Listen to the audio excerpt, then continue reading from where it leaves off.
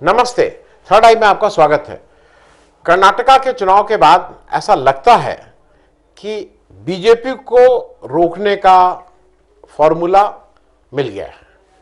ये फॉर्मूला मुश्किल था क्योंकि ऐसा कहा जाता था कि मोदी है तो मुमकिन है, मोदी है तो जीत तो बीजेपी की ही होगी, आएगा तो मोदी ही। लेकिन कर्नाटका इलेक्शन के बाद ऐसा लग रहा है कि वो फॉर्मूला कहीं ना कहीं से कांग्रेस ने हासिल कर लिया है। मैं आगे इस चीज पे और बात करूं कि बीजेपी की बात और कांग्रेस की बात, मैं थोड़ा एक आपकी दृष्टि और साफ करने की कोशिश कर रहा हूं। एक और चर्चा शुरू हो गई है कि भाई अब ये बिल्कुल सामने सामने स्पष्ट है, अब बिल्कुल कहीं कोई दिक्कत नहीं है। एक ही दिक्कत है कि विपक्ष को मैनेज ये करना है कि 1:1, मतलब जहां बीजेपी का कैंडिडेट उसके सामने विपक्ष का एक ही कैंडिडेट खड़ा हो, ऐसी बात कही जा रही है। देश में मैंने पहले भी कहा था, मैं फिर कह रहा हूं, देश में 31 विधानसभाएं हैं, 36 राज्य और केंद्र शासित प्रदेश हैं, 31 विधानसभाएं हैं, 28 राज्य और 3 केंद्र शासित प्रदेशों में विधानसभाएं हैं। अब जरा मुझे यह बताइए कि मैं आपको नाम ले रहा हूं, यहां पे बीजेपी और यहां पे कांग्रेस को किसके साथ हो करना है। मेरे हिसाब से इन जो नाम मैं ले रहा हूं इसमें कांग्रेस को सोलो जाना है, अकेले जाना है।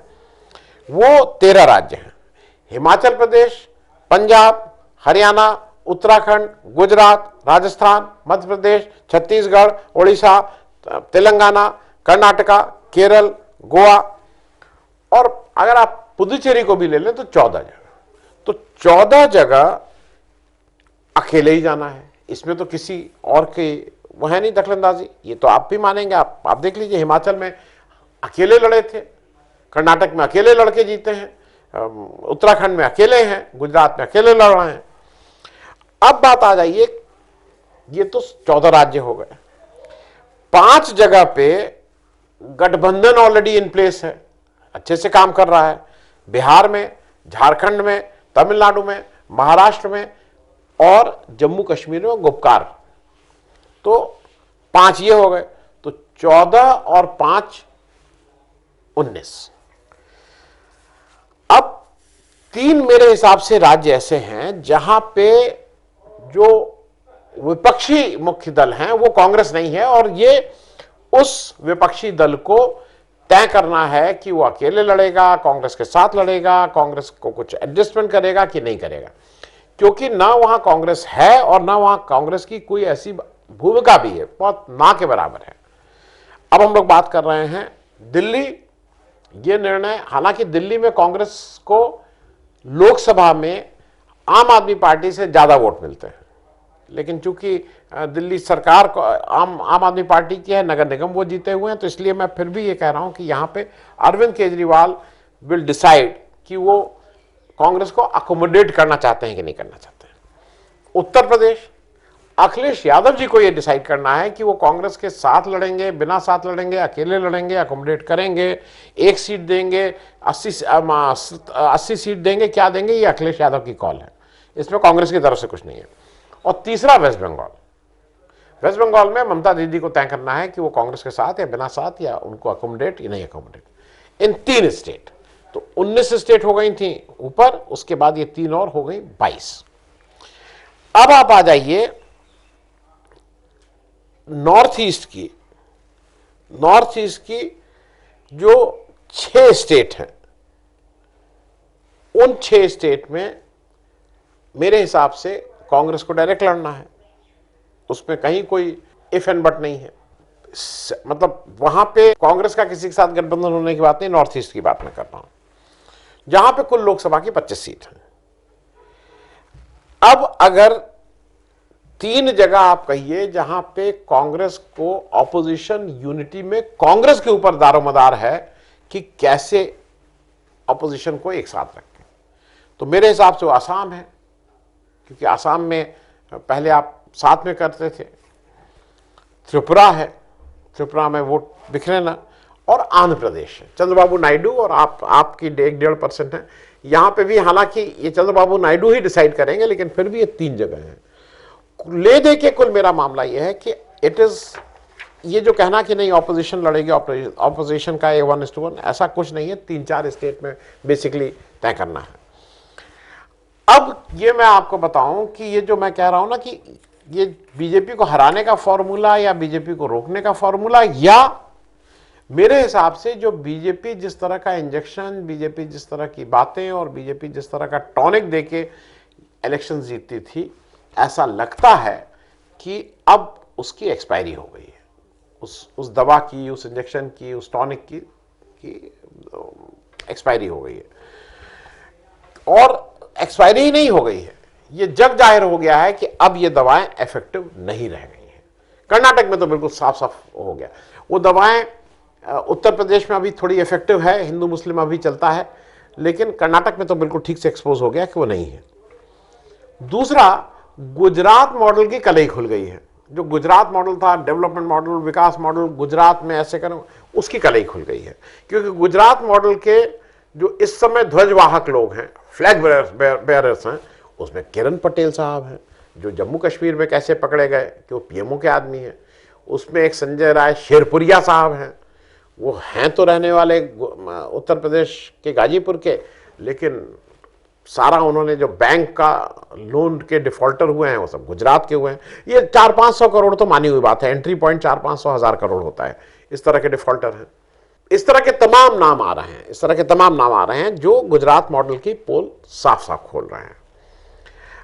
अब दूसरा, आप अगर इस इलेक्शन को देखिए तो एक चीज और स्पष्ट हो गई है, जिस चीज के लिए सबको ये लगता था कि भाई एक भाजपा एक ऐसी पार्टी है और उसका शीर्ष नेतृत्व जो है वो केवल इवेंट और प्रचार में ही विश्वास रखता था, उसकी बाढ़ लगा देता था, एक के बाद एक इवेंट, प्रचार, पेपर में, यहां वहां। लेकिन क्या हुआ? कर्नाटक में उतना ही प्रचार था, उतना ही इवेंट था, नहीं हुआ कुछ। पन्ना प्रमुख, एक नया टर्म आया है, पन्ना प्रमुख। नया नहीं है, 5-7 साल से चल रहा है, जो भारतीय जनता पार्टी की संगठनात्मक, उसको ऑर्गेनाइजेशन कैपेसिटी को बहुत बढ़ा चढ़ा के कहता है। भाजपा कहती है कि हम विश्व का सबसे बड़ी पार्टी है, जिसके सबसे ज्यादा मेंबर्स हैं। फिर वो ये कहती है कि पन्ना का मैं बता दूं, वोटर लिस्ट में हर एक पन्ने को एक मान लीजिए एक पन्ने में 20 लोगों का नाम है, तो वो कहती है कि मेरे पास पन्ना प्रमुख तक का ऑर्गेनाइजेशन का इतना डीप पेनिट्रेशन है। We have a organisation where a person responsible for each page of voter list is with अस।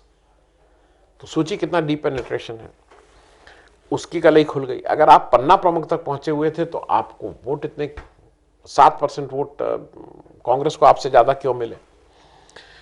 दूसरा, एक जो ऑर्गेनाइजेशन को लेके बार बार कहा जाता था कि ऑर्गेनाइजेशन के सामने बीजेपी बहुत तगड़ी है, बीजेपी बहुत पहले से सोचती है, बहुत लंबा सोचती है, उसके पास सब स्ट्रैटेजी है और क्या क्या है। तो भाई साहब, 2 लोगों का नाम लूंगा। जेपी नड्डा साहब इतने बड़े पार्टी के, इतने बड़े ऑर्गेनाइजेशन के बैकअप के साथ हिमाचल प्रदेश अपना गृह राज्य क्यों हार गए? और दूसरा, सीटी रवि साहब जो फेस हैं, जो मतलब जिसको कहते हैं पोस्टर बॉय ऑफ बीजेपी, जिनको देख लेके इलेक्शन लड़ाना चाहते हैं हिंदुत्व की बात पे, सीटी रवि साहब अपने जनरल सेक्रेटरी हैं भारतीय जनता पार्टी के, अपने गृह राज्य में एमएलए का इलेक्शन हार गए। तो वो जो पन्ना प्रमुख और स्ट्रैटेजी और इवेंट और प्रचार, ये सब कहाँ गया? तो ये भी एक सोचने वाली बात होगी। तीसरा, मुझे ये लगता है कि परिवारवाद का सच भी अब लोगों को समझ में आने लगा है। ये बात बार बार परिवारवाद करके गांधी फैमिली के ऊपर अटैक करते थे, राहुल गांधी के ऊपर खास करके। पता ये लगा कर्नाटक में लोगों को कि परिवारवाद तो आप ज्यादा फैला रहे हैं, इतने ज्यादा टिकट आपने एक ही परिवार में, मतलब भाजपा में परिवार के लोगों को दिए गए कि वो अभी तक का एक रिकॉर्ड बन गया है। अब मुझे ऐसा लगता है कि एक चीज और इस इलेक्शन में एक्सपोज हो गई। जैसे कभी कभी एक्सपोज होता है ना भाई, इस दवा से ये वाला बुखार नहीं जाता है, बाकी एक्सपोज ये हो गया कि मोदी जी के लिमिटेशन है। मोदी जी कहां कहां इफेक्टिव हो सकते हैं, कहां कहां नहीं। मोदी जी का एक तो लिमिटेशन ये समझ में आ गया कि मोदी जी की जो वो जब खराब बातें करते हैं, खराब भाषा का इस्तेमाल करते हैं तो लोगों को पसंद नहीं आता है। दीदी ओ दीदी आपको याद है वेस्ट बंगाल क्या वो किया। कर्नाटक में आके आपने एक नया राग लापा कि मुझे गाली दी जाती है, मुझे 91 गाली दी गई हैं, लोगों को नजर को अच्छा नहीं लगा। तो योर लिमिटेशन, मोदी जी का लिमिटेशन समझ में आ गया। और एक और चीज समझ में आ गई कि एक जो मिथ क्रिएट किया गया था कि मोदी जी की ऑल इंडिया पॉपुलैरिटी है और कहीं भी चले जाएं, वो नहीं है। दक्षिण के राज्यों में मोदी जी जिताऊ नेता, जिताने वाले नेता नहीं है, ये भी बिल्कुल ठीक से प्रूफ हो गया। अब मुझे लगता है कि 3 बड़े मिथक इस इलेक्शन में टूटे हैं।